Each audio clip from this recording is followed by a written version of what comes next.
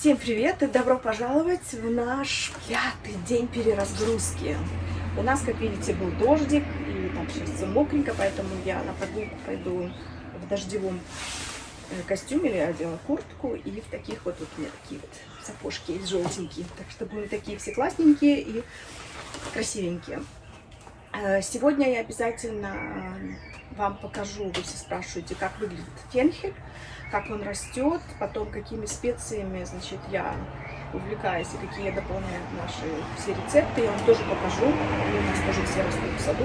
Все, мы сделаем небольшую экскурсию по специям. Меню я для вас тоже очень приготовила хорошее и вкусное. Утром после прогулки я сделаю для вас яичницу с баклажанами. Вот, пару интересных перекусов вам придумала. Ну а на ужин я хочу с вами сделать ленивый хачапури. И этот рецепт быстрый, простой, элементарный, вкусный. Я уверена, что вы будете его быстро. Вот, ну, товарищ Феликс уже ждет, не может дождаться выхода в свет. Так что будем сейчас с вами прощаться и уже поговорим позже на прогулке. Ну а вечером в завершении, конечно же, я вам отвечу на какой-то ваш вопрос, который вам задаете мне. Ну и спасибо, что вы со мной. И до встречи. Пока! Всем привет с нашей прогулки. Вот так вот мы сегодня гуляем. Тут Саймон у нас. Да, Саймон, ты с нами гуляешь, как всегда. А вот у нас Феликс. Так что все как обычно. Великолепное начало дня и чудесное утро. Вот. Вот такие у нас красивые тут кустики цветут.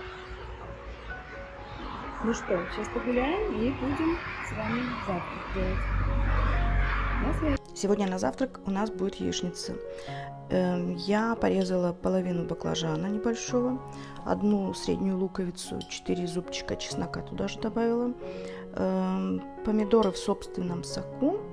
Нам понадобится петрушечка и 4 яичка таких небольших и сыр фета. Сейчас мы начнем обжаривать все овощи сначала на сковородочке, потом добавим помидоры, яйца и все красиво присыпем петрушкой и сыром фета.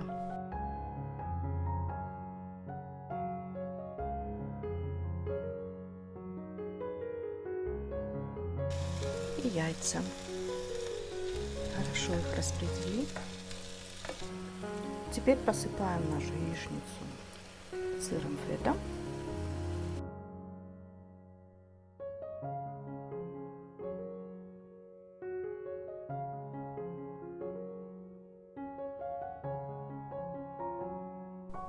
Вот так выглядит мой завтрак, который только что мы с вами приготовили. Яичница с баклажанами и с овощами. Смотрите, сколько красивых цветов в ней присутствует. Половиночка хлебушка цельнозернового. И перед едой я выпью, как обычно, теплую водичку, совсем чуть-чуть. Ну, чашка эспрессо, конечно же. Всем, кто сейчас кушает, приятного аппетита. Вот мой первый перекус после прекрасной яичницы утренней. Я взяла ломтик сыра твердого и одну редиску. Мне нравится это сочетание сыра с редиской. Ну и, конечно же, под чашечку кофе. Вот мой сегодняшний обед. Помните, на один из ужинов я делала вырезку говяжью. Вот я порезала очень тонкими слайсами эту вырезку и положила ее на ломтик цельнозернового хлеба. Присыпала сыром пармесан, полила оливковым маслом и один помидорчик черри. Вот так вот у меня будет сегодня вкусненько. Ну, конечно же, перед этим, как обычно, чуть-чуть теплой водички выпью. Приятного аппетита! Так выглядит мой перекус. Я взяла грамм 150 зернового творожка, в который добавила мелко порезанный один помидор и зелень, кинзы или петрушки, что у вас есть, можно и укроп пойдет. Посолила, поперчила, перемешала. До этого я выпью немножко воды и кофе, чашечку. Такой творог очень хорошо класть и на хлеб. И будет более сытно, то есть можно быть такой как бутербродик сделать, и можно его есть отдельно. Как и обещала, показываю вам наши специи. Здесь, смотрите, мята, мелиса, всякие разные другие. Но самое интересное, как она произрастает. Видите, вот это вот балия, или ведро, или, как сказать, это на фоне Феликса зада. Это старинное такое мусорное, ну не ведро, а бак, вот, 19 века. Его совершенно невозможно оторвать от земли. Как представляете, раньше люди, ну, которые собирали мусор в 19 веке, поднимали вот такие вот тяжести. Это нам досталось от прадедушки моего мужа. И здесь произрастают великолепно наши специи. Так, здесь у нас розмарин. Смотрите, огромный какой куст просто. Эту специю я добавляю всегда при готовке мяса, иногда тоже рыбы. И даже если мы запекаем что-нибудь на гриле, мы тоже можем легко добавить и эту специю. Ну, а насчет фенхеля вы все там задаете этот вопрос. Вот, посмотрите, какой он огромный. Обычно фенхель же он такой круглый, как корень, а вот так вот он у нас растет. И растет, причем как сорняк. Его настолько много, и он такой вкусный. Я обрываю вот эти вот маленькие палочки, потому что такие толстые стебли я не трогаю, их выбрасываю. Ну и эти мы с удовольствием кушаем. И рецепт такого салатика я вам уже давала. Вот, теперь идем к следующему нашему запаснику. Вот такая вот у нас балья. Стоит она на террасе. И всегда очень удобно открыть дверь и что-нибудь нарвать. Здесь, смотрите, тархун, мелиса, орегано. Это не помню, как она называется. Тоже очень такой специфический запах у нее очень яркий такой. И с этой специей нужно поосторожнее. Потому что вот и Саймон пришел, пожалуйста, и Феликс. Как всегда, они у нас главные актеры дня. Вот, так что такие вот специи у нас и растут. Я очень люблю добавлять всякое вкусненькое. Это делает наше блюдо таким пикантным и вкусным. Ну, еще покажу вам наши помидоры. Вот уж сколько помидоров, видите, у нас. Здесь скоро будет кинза и укроп, как только зашли. Ну и здесь у нас тоже помидоры, чили, перчик. Что это такое? И огурец, да, и огурец. Вот это вот наше такое небольшое хозяйство. Ну, а теперь идемте строить наш день. И до скорой встречи опять. Сейчас мы с вами приготовим вкусный, быстрый, ленивый пирог. Те, кто любят хачапури, им он очень и очень понравится.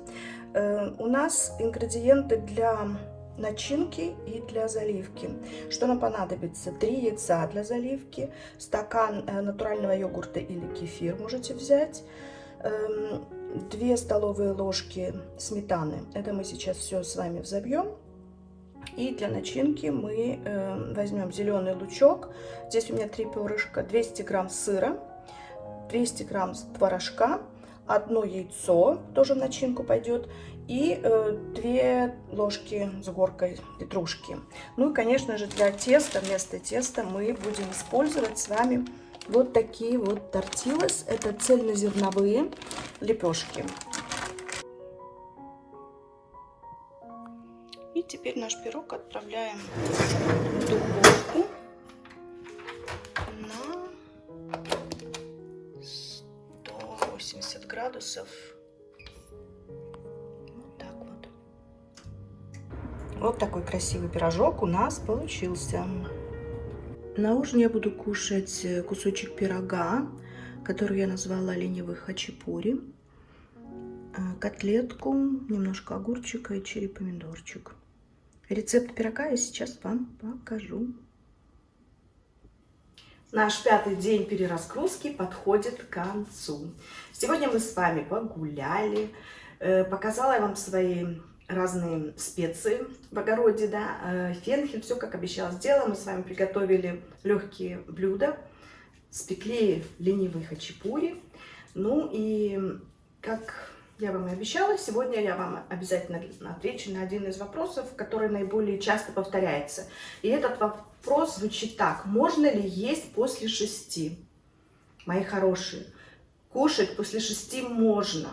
А если вы работаете в ночные смены или у вас какой-то график смещенный, то вам нужно кушать обязательно после 6. Главное, чтобы вы не ели, знаете, за 30 минут до сна какой-нибудь огромный тибон стейк или что-то такое. И, это нежелательно, потому что вашему организму будет очень тяжело справиться со всем этим полученным ужином, и вы будете плохо спать.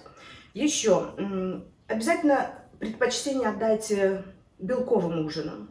Если вы худеете с большого веса, то вы, может быть, проголодаетесь после своего ужина через пару часов. Тогда на перекус сварите себе 2 яйца вкрутую и с удовольствием медленно скушайте эти 2 яйца.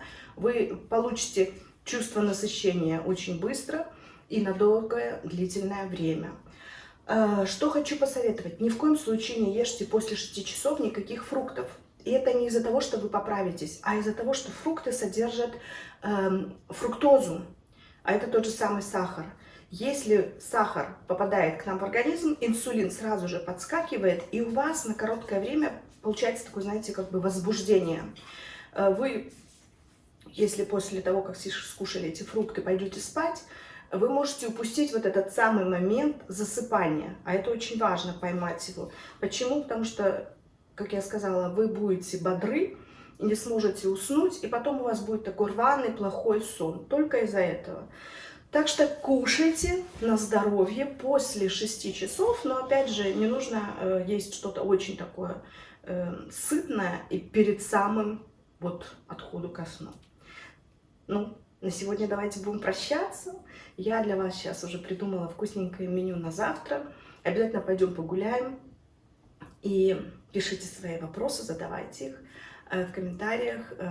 Пишите свои пожелания. Может быть, вы хотите также, чтобы я для вас записала какие-то видео на такие, знаете, темы о здоровье. Вот сегодня, кстати, еще тоже записала и выложила свое видео о подагре, о том, как ее вылечить в домашних условиях без таблеток за 1 день. Так что желайте, я вместе с вами и счастлива, что вы у меня все есть. Приятного вам всем вечера, всего самого наилучшего и до завтра. С вами была любящая вас Виктория Андерсон. Пока!